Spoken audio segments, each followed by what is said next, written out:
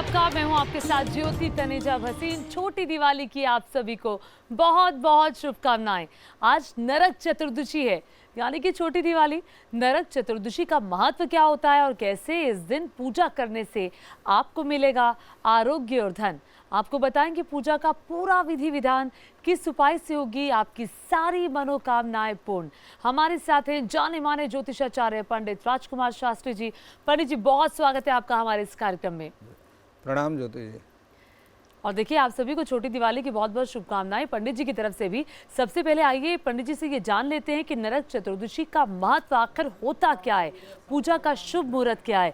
लेकिन सबसे पहले ये जानते हैं कि महत्व क्या है नरक चतुर्दशी यानी कि छोटी दिवाली का। जी जी ज्योति जी, देखिए हमारे धर्मशास्त्र में, ज्योतिष शास्त्र में पूरे जो वर्ष का सृजन होता है वह 365 दिन का होता है। अर्थात एक वर्ष में 365 दिन होते हैं और 365 त्यौहार भी होते हैं। लेकिन कुछ बहुत महत्वपूर्ण त्यौहार होते हैं और उन महत्वपूर्ण त्यौहार में यह नरक चतुर्दशी भी एक अपने आप में बहुत महत्वपूर्ण त्यौहार है जी। नरक चतुर्दशी का जो पर्व है यह कार्तिक के महीने की कृष्ण पक्ष की चतुर्दशी के दिन मनाया जाता है। अर्थात दीपावली से ठीक एक दिन पहले मनाया जाता है। देखिए, इस त्योहार का नाम नरक चतुर्दशी इसलिए है क्योंकि इस दिन भगवान श्री कृष्ण ने नरकासुर नामक दैत्य का वध किया था। नरकासुर 16,000 राजाओं की कन्याओं को बंद करके अपने बंदी खाने में बंद करके रखा था। भगवान ने नरकासुर का वध किया और उन नरकासुर के अधीनस्थ 16,000 स्त्रियों को बंधन मुक्त किया। इसलिए यह अपने आप में बहुत महत्वपूर्ण त्यौहार है। और देखिए, सबसे पहले मैं आपको बतलाता हूँ, इस नरक चतुर्दशी को यम चतुर्दशी भी कहते हैं। यम चतुर्दशी इसलिए कहते हैं क्योंकि इस त्यौहार पर मुख्य रूप से यम देवता का पूजन किया जाता है। यम देवता कौन है? भगवान सूर्य के पुत्र है और मनुष्य के द्वारा किए गए शुभाशुभ कर्मों का फल का निरूपण यमराज ही करते हैं। जो भी मनुष्य कर्म करता है शुभ या अशुभ, उसका फल क्या होगा, इसके लिए यम देवता उसको निर्धारित करते हैं। और मनुष्य के अवश्यमेव भोक्तव्यम कृतुम कर्म शुभाशुभम, मनुष्य के द्वारा जो भी शुभाशुभ कर्म होते हैं उसका फल स्वर्ग अथवा दंड यह यमराज ही निर्धारित करते हैं। इसलिए आप देखिए, नरक चतुर्दशी के दिन 6 देवताओं का मुख्य रूप से पूजन किया जाता है। उसमें सबसे महत्वपूर्ण पूजन है यम देवता का। भगवान यम देवता का पूजन किया जाता है। भगवती महाकाली का पूजन किया जाता है। भगवान श्री कृष्ण का पूजन किया जाता है। शिव जी का पूजन किया जाता है। श्री हनुमान जी महाराज जो कि कलयुग में महाराज हैं, कलयुग के महाराज हैं, ऐसे भगवान श्री हनुमान जी का पूजन किया जाता है। और भगवान श्री हरि नारायण के वामन अवतार का पूजन किया जाता है। तो 6 देवताओं का पूजन इसमें किया जाता है। पंडित जी, ये भी जानना बहुत महत्वपूर्ण है क्योंकि 6 देवताओं का जो पूजन किया जाता है वो पूजन कैसे किया जाए और सर्वप्रथम किसकी पूजा की जाए? जी देखिए, आपने जो प्रश्न किया है यह वास्तुशास्त्र का प्रश्न है। सबसे पहले यह समझना है कि पूजन कौन सी दिशा में करना चाहिए, क्योंकि हमारा यह पूरा जो पृथ्वी है इसकी कुल 10 दिशाएं हैं। 8 दिशाएं जो 4 मुख्य दिशाएं हैं, 4 उनके कोण हैं जो कि 2 दिशाओं को एक साथ में जोड़ते हैं, और एक ऊर्ध्व दिशा है और एक अधस्थ दिशा है। इस प्रकार से 10 दिशाएं हैं। ज्योतिष शास्त्र अथवा वास्तुशास्त्र के अनुसार पूजन का कार्य ईशान कोण में करना चाहिए। पूजन की विधि ये है कि आपके चैनल के जो दर्शक हैं उनको पूरा ज्ञान होना चाहिए। पूजन का विधि विधान यह है कि ईशान कोण में एक लकड़ी की चौकी लगाएं। लकड़ी की चौकी में सभी देवताओं के चित्र अथवा प्रतिमा स्थापित करें और उन सभी देवताओं की प्रतिमा के सामने घी का शुद्ध दीपक जलाएं अथवा तिल के तेल का दीपक भी जला सकते हैं और जलाने में कोई दोष भी नहीं है। क्योंकि नरक चतुर्दशी के दिन तिल के तेल के द्वारा मालिश करने से शरीर में 1 वर्ष तक कोई रोग नहीं होता है। और उस व्यक्ति की जो नरक चतुर्दशी के दिन यमराज का पूजन करते हैं उनके परिवार में पूरे 1 वर्ष तक किसी की अकाल मृत्यु नहीं होती है। इसलिए लिखा है कि अकाल मृत्यु हरणम सर्व व्याधि विनाशनम, सभी प्रकार के रोगों को नष्ट करने वाला है और अकाल मृत्यु के भय से मुक्त करने वाला है यम देवता का पूजन। ये आपने बहुत महत्वपूर्ण बताया, क्योंकि रोग जो कि आपकी ज़िंदगी को थोड़े वक्त के लिए थाम देते हैं, उनसे लोग कोसों दूर रहना चाहते हैं। और आजकल कितनी बीमारियां हैं, हमने देखा कोरोना आया, अब डेंगू का इतना प्रकोप चल रहा है, तो रोगों से मुक्ति के लिए ये दिन महत्वपूर्ण है, बहुत महत्वपूर्ण है। और शुभ मुहूर्त क्या हो पूजा का? देखिए, मैं आपको यह बहुत ही महत्वपूर्ण, क्योंकि शुभ मुहूर्त क्या है, 24 घंटे में कुल 30 मुहूर्त होते हैं और 30 मुहूर्त में 15 मुहूर्त शुभ होते हैं और 15 अशुभ मुहूर्त होते हैं। मुहूर्त क्या है कि आकाश मंडल में रहने वाले ग्रह और नक्षत्र जिनका गोचर निरंतर चलता रहता है, उन गोचर में चलने वाले ग्रह और नक्षत्रों की जो अनुकूलता है वह किस समय में निश्चित है, उस समय का गणित लगा करके और वह समय निर्धारित करना, और जिस शुभ मुहूर्त में पूजन या कोई भी शुभ कार्य किया जाता है जिससे सफलता की प्राप्ति हो, उसे शुभ मुहूर्त कहते हैं। यमराज का पूजन अर्थात नरक चतुर्दशी का जो पूजन है, यह विजय मुहूर्त में करना चाहिए। विजय मुहूर्त इस साल 2021 में 1:33 के से लेकर के दोपहर के 2:17 तक रहेगा। इस विजय मुहूर्त में किया गया पूजन निश्चित रूप से मनोकामना को पूरा करने वाला है। और इसमें जिस प्रकार मैंने आपको बताया 6 देवताओं का पूजन है, उन 6 देवताओं का पूजन ईशान कोण में करना चाहिए। सबसे बड़ी बात है ज्योति जी कि इसमें भगवान यम देवता का पूजन किया जाता है। भगवान यम देवता का पूजन सायंकाल में करना चाहिए। सायंकाल के समय यम देवता का पूजन करके घर के मुख्य द्वार पर दोनों तरफ 2 दिया जलाना चाहिए और उनकी लौ दक्षिण दिशा की तरफ करना चाहिए, क्योंकि जो यमलोक है उसका निवास दक्षिण दिशा में है और वहाँ पर पूजन करना चाहिए। लौ दक्षिण दिशा की तरफ करना चाहिए और यम देवता से प्रार्थना करना चाहिए कि आपकी कृपा हमारे परिवार पर बनी रहे और हमारे इस घर में किसी की भी अकाल मृत्यु का भय ना रहे।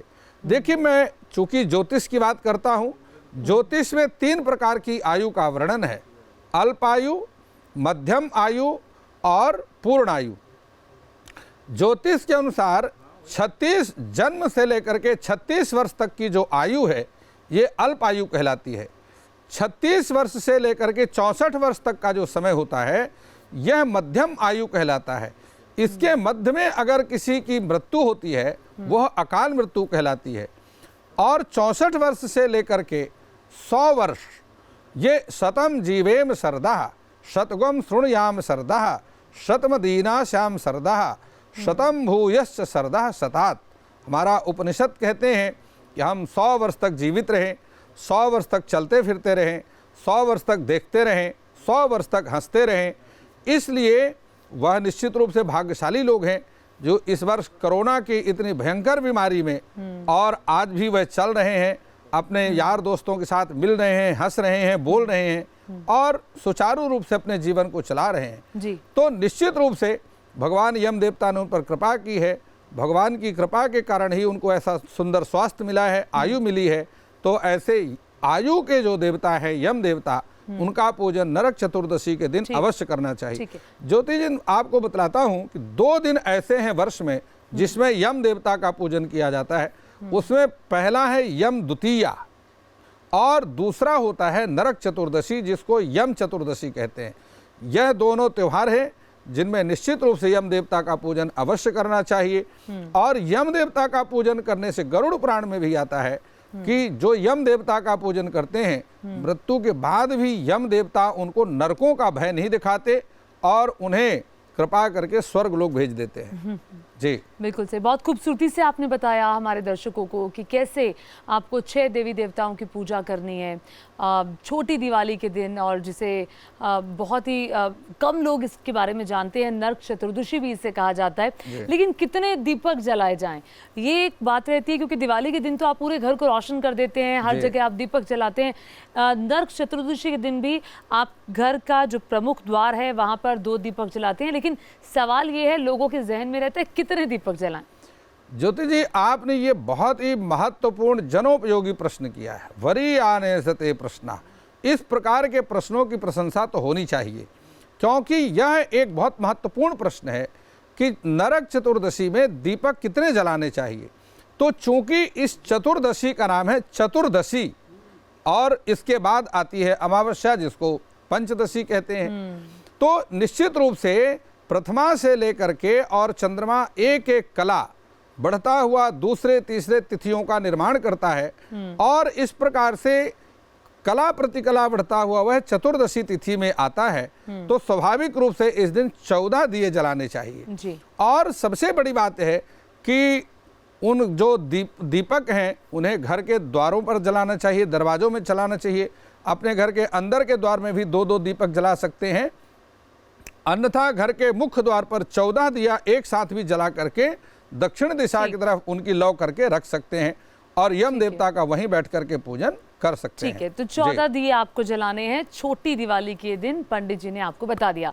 लेकिन उपाय क्या करें, क्योंकि बहुत लोगों के मन में भय रहता है कि ईश्वर से हम प्रार्थना भी करते हैं कि हमें बीमारियों से मुक्ति हमेशा ज़िंदगी में मिली रहे, अस्पताल के आप चक्कर भी नहीं लगाना चाहते, डॉक्टर को देखना भी नहीं चाहते, तो ऐसे में ऐसे क्या उपाय करें कि बीमारियों से मुक्ति रहे, ऐसा क्या मंत्र उच्चारण करें? जी ज्योति जी, आपने ये बहुत अच्छी बात पूछी है। देखिए, गोस्वामी तुलसीदास जी ने भी लिखा है कि मंत्र जाप महदृढ़ विश्वासा पंचम भगति जो वेद प्रकाशा।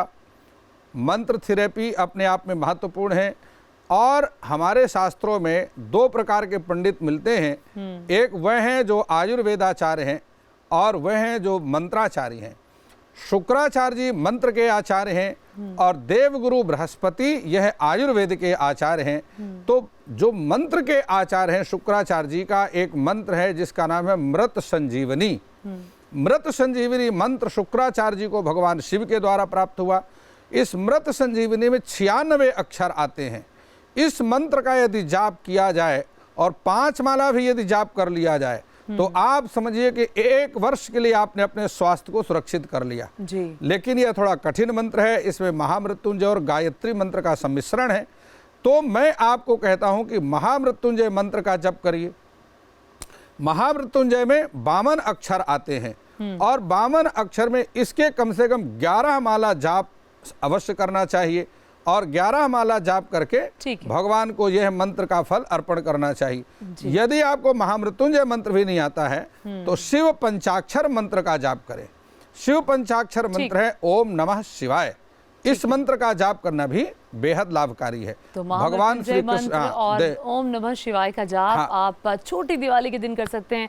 पंडित जी ने बहुत खूबसूरती से और बहुत आसान शब्दों में बता दिया कि नरक चतुर्दशी यानी कि छोटी दिवाली पर पूजा के कौन से खास उपाय करके आप बीमारियों से मुक्ति पा सकते हैं। उम्मीद है इस दिन पर ज्योति जी मैं एक बात और बीच में बोलना चाहता हूँ। इस दिन महाकाली का पूजन जरूर करना चाहिए। पूरे वर्ष घर में परिवार में कोई परेशानी नहीं आती और नरकासुर का भगवान श्री कृष्ण ने वध किया, इसलिए भगवान श्री कृष्ण का पूजन भी इस दिन अवश्य करना चाहिए। हनुमान जी को सिंदूर चढ़ाना चाहिए, भगवान शंकर के मंत्र का जाप करना चाहिए और वामन भगवान के लिए जो छोटे छोटे बालक हैं उनको वामन भगवान के रूप में कुछ ना कुछ दान अवश्य करना चाहिए। तो देखिए ये उपाय करके आपके जीवन में खुशहाली आएगी, सुख समृद्धि आएगी और साथ ही साथ आपका जीवन जो है वो खुशमय बीतेगा। बहुत बहुत शुक्रिया पंडित जी हमारे इस शो में आने के लिए और बहुत ये खास उपाय हमारे दर्शकों को बताने के लिए। आप सभी को छोटी दिवाली की बहुत बहुत शुभकामनाएं। दीपावली की आप सभी को एक बार फिर से बहुत बहुत शुभकामनाएं। ये दिवाली आपके और आपके परिवार के लिए ढेर सारी खुशियां, धन, समृद्धि लेकर आए। नमस्कार। नमस्कार।